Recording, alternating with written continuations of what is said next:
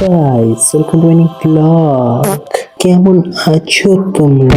সবাই ভালো আছো তো? এটা আমার ফার্স্ট ব্লগ, তো তোমরা জানিও আমি কেমন কি ভিডিও বানাই, সে আমি নিজেও জানি না, ঠিক আছে? কিন্তু কিছু তো একটা বানাচ্ছি, এটাই আমার ভেবে ভালো লাগছে।